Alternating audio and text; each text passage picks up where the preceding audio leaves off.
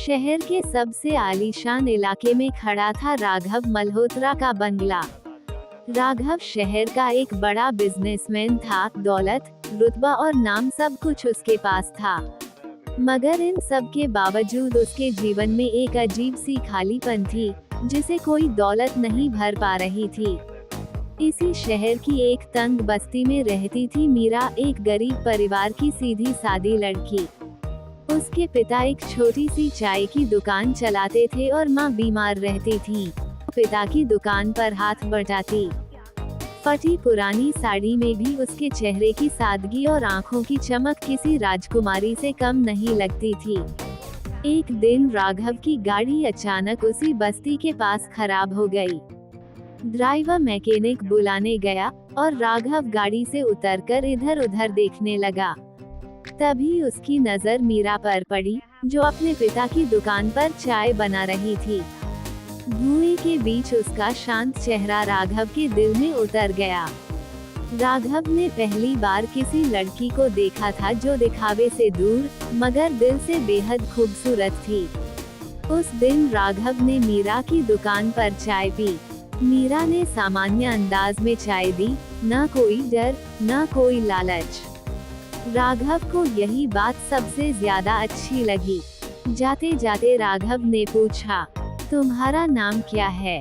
मीरा ने हल्की मुस्कान के साथ कहा, मीरा। इसके बाद राघव अक्सर किसी न किसी बहाने वहां आने लगा, कभी चाय पीने, कभी यूं ही। मीरा को धीरे धीरे एहसास होने लगा कि ये अमीर आदमी बाकी लोगों से अलग है। राघव भी मीरा की सादगी में खोता चला गया। समय के साथ दोनों की बातें गहरी होती गईं। मीरा अपने सपनों की बातें करती, एक अच्छा शिक्षक बनने का सपना, माता पिता को खुश देखने की चाह। राघव पहली बार किसी से बिना बिजनेस, बिना फायदे के बात कर रहा था। धीरे धीरे ये दोस्ती प्यार में बदल गई। लेकिन प्यार की राह इतनी आसान नहीं थी। एक दिन राघव की माँ को इस रिश्ते का पता चल गया। उन्होंने साफ शब्दों में कहा, एक गरीब लड़की हमारी बहू नहीं बन सकती। तुम्हारी शादी किसी बड़े घराने में ही होगी। उधर मीरा को जब ये सब पता चला तो उसने खुद को पीछे खींच लिया। उसने राघव से कहा, आप अमीर हैं, मैं गरीब हूँ। हमारे बीच समाज की दीवार बहुत ऊंची है। मैं आपके रास्ते का बोझ नहीं बनना चाहती। मीरा की आंखों में आंसू थे, मगर फैसला पक्का। राघव टूट गया, लेकिन उसने हार नहीं मानी। एक दिन मीरा की माँ की तबीयत बहुत बिगड़ गई। अस्पताल के खर्च के लिए पैसे नहीं थे। मजबूरी में मीरा रोते हुए अस्पताल पहुँची। उसी समय राघव वहाँ आया, बिना किसी दिखावे के, सिर्फ एक इंसान बनकर।